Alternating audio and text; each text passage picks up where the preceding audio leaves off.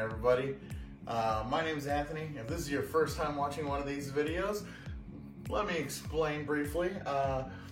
During quarantine 2020, I was rewatching The Sopranos for I don't even know how many time, and I realized, as much as it's a show about organized crime and family and all this other stuff, it's really a show about food. Like, they talk about food a lot. And, having all this time on my hands with nothing open, and I decided, well, why don't I try some of these recipes? So I got a hold of the Soprano Family Cookbook, and I decided to go through all the recipes as I came across them in the show. I'm 3 weeks into this project and still on the pilot. So if you're watching along with me, Season 1, Episode 1, Tony visits his mom and to drop off a CD player. And while they're talking, she goes, "Here, have some eggplant." Now, the episode doesn't really specify what eggplant dish it is. And if you stick around with me through to the end of the series, you'll notice that eggplant comes up quite a few times. So I just went ahead and I rounded up and I went with, it's eggplant parmesan. So this week's dish, we're gonna be doing eggplant parmesan. Now, I'm not a professional chef, full disclosure. I'm going through these. This is my first time making this recipe according to the book. Like, I've made chicken parmesan plenty of times my own way, but this is my first time doing eggplant parmesan the Soprano way. So this is kind of, if you learn a couple tricks, that's great, but mainly this is kind of more like a video log of my attempts at recreating these dishes. So I've got my ingredients here. We got the eggplant, obviously, the mozzarella, parmesan. You can't have eggplant parmesan without parmesan, right? About 3 cups of marinara sauce. If you would like to see how the Soprano cookbook recommends making marinara sauce, I don't know if it's quite right for this dish, but I went ahead and I included a link to last week's episode on making marinara sauce Soprano style. Over here in the pan, while we're talking, I've got some olive oil heating up. Sorry.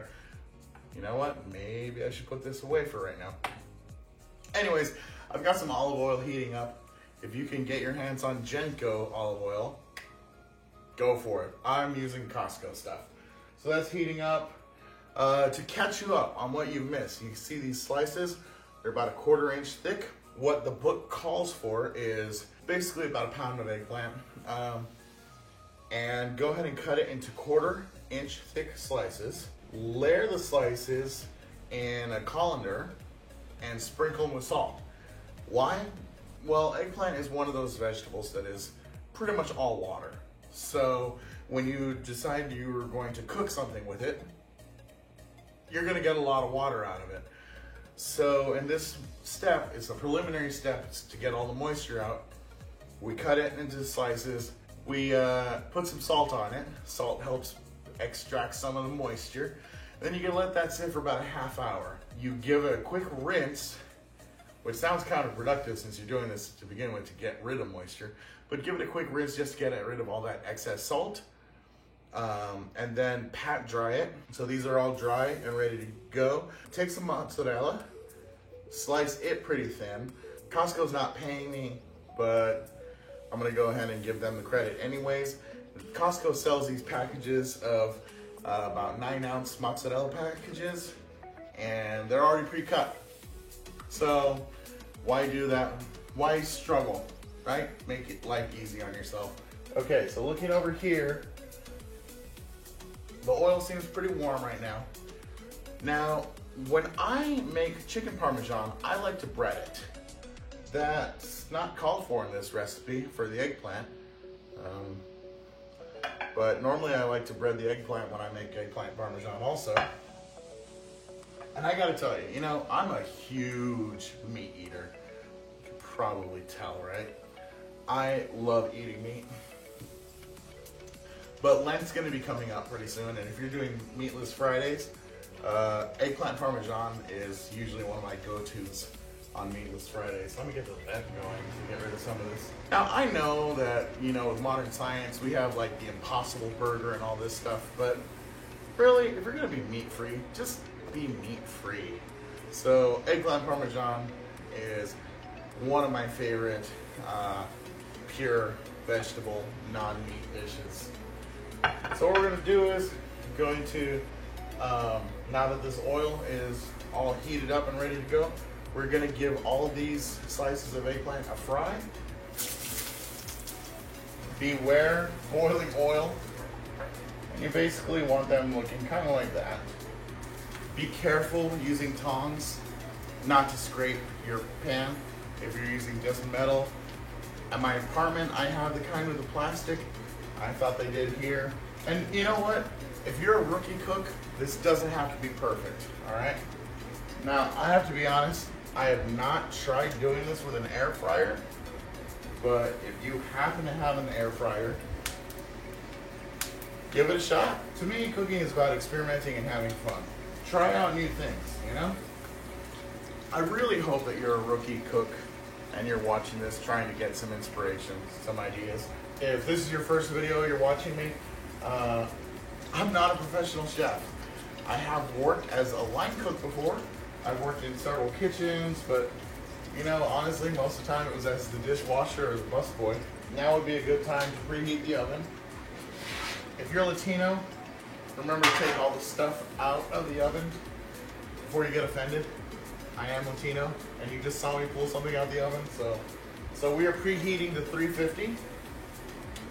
The recipe doesn't call for wine, but I suggest having some on hand. Now I'm getting to the point where my oil's running a little low, and I still have this much eggplant left to go. I'm gonna be pouring some more oil in. This gets a little tricky because you have colder oil mixing in with hot, already boiling oil. Add it in slowly, and just know that you're gonna have to wait a little bit for the temperature to catch up, because as soon as you add colder oil, it's gonna bring the temperature in the pan down. So don't do it while you have eggplant in there. These are finishing up. This is gonna be my tray that I use. All right, so at this point, it's all just assembly. You notice I got 3 cups of marinara here. I'm gonna take 1 cup. I'm not pouring in the whole thing. I just want a thin layer for the bottom. Take the eggplant. Remember, it's gonna be hot. And we're just layering it across the bottom.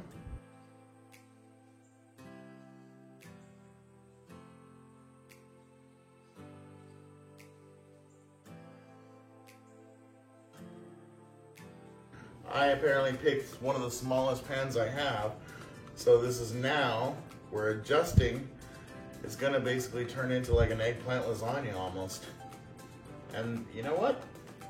That's okay. Take some sauce. Okay. And now, we're gonna take in mozzarella. The great thing about mozzarella, right? You don't have to have it stacked like this. As soon as it starts melting, it's going to start expanding, kind of like cookies on a baking sheet. So I'm not trying to get them all up next to each other, because I know that they're going to coat the area, okay? So I got all that. Let me do a layer of Parmesan.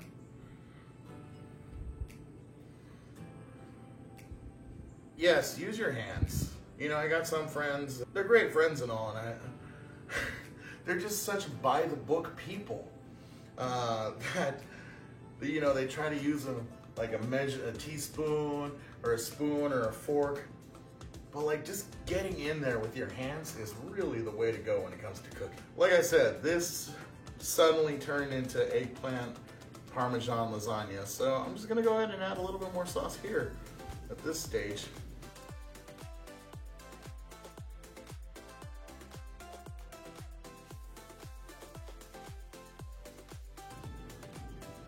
All right, get some more sauce, spread it out. And mozzarella. Again, the mozzarella is going to spread out, so you don't have to be specific with it. Again, how are you gonna have eggplant parmesan without parmesan, right? Okay, there we go. If you wanted to, you could stop at this point, cover with foil, put it in the fridge, and it'll keep for a day or two, and then just cook it later. But I want to show you what the finished result is. It will be going into the oven just as soon as the oven is done preheating. A couple weeks ago on my Facebook page, I posted an article, a list of things that are common mistakes that people do when they're cooking. One of them is not reading the recipe all the way through. Now, I did read this in advance, but I did forget to preheat the oven. That was on me. When you are going through recipes, please read it all the way through, because you know, I got to this step now, and because I didn't start preheating when I should have, now I have to wait. Bam! That is the sound we were waiting for, and now that's going to go in there for about 45 to 60 minutes. This is the perfect time to clean the kitchen, especially there was sauce and cheese, and we got a whole countertop to clean off. So let's check back in about 45, 60 minutes. All right, well, the recipe book says to bake 45 to 60 minutes or until all the mozzarella is melted and the sauce begins to boil. We haven't hit the 45-minute mark yet, but the mozzarella is melted and the sauce has started boiling. Here we go.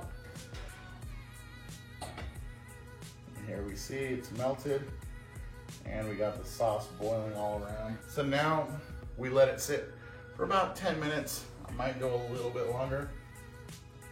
And let that all settle, and then we get to bite into it. The best part of cooking. All right, time we've been waiting for, the big reveal. So here we go. That's the finished product. As you can see, if you look real closely, there is still some water from the eggplant. Not sure if you're ever gonna fully be able to avoid all of the moisture in the eggplant, but let me go ahead and get a piece. Oh man, all that mozzarella. Oh, there's a lot of moisture left in this eggplant, but don't care. Oh yeah. Check out that awesomeness. So now, best part of cooking, the eating.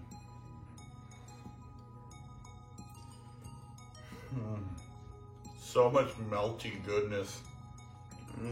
That was essentially in a bite, a mouthful of mozzarella. Let me try to get some more just eggplant. Okay, there's mozzarella in every bite, but this one has a lot more eggplant.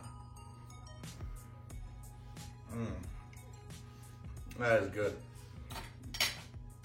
So this Lent season, if you are doing Meatless Friday, definitely suggest doing this eggplant parmesan. We're putting this in the win column this week. Earlier I said I like to do my chicken parmesan breaded, and I was saying, you know, maybe I should do the eggplant parmesan breaded. Nah, forget about it. Doesn't need it. Just the way it is.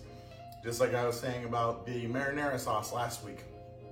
Simple, just a small amount of ingredients, but you use good quality ingredients and it makes the whole dish pop. You don't need all this extra flair, and it's just good, basic, amazing, awesome tasting flavor. Please try this dish at home. Let me know how it turns out for you in the comment section. Email me, tonyb.travels@gmail.com. Hit me up on Facebook or Instagram. All the different social media ways of getting hold of me. Next Sunday, I'm gonna be dropping another video at noon Pacific time, and we're gonna be doing baked ziti. I'm gonna finish the rest of this piece. So anyways, hope to see you next week. Subscribe, share on all your social media platforms. And I don't have a catchphrase, but if I did, this is where I would put it in. I'm just gonna stuff my face at this point. Have a great week, everybody.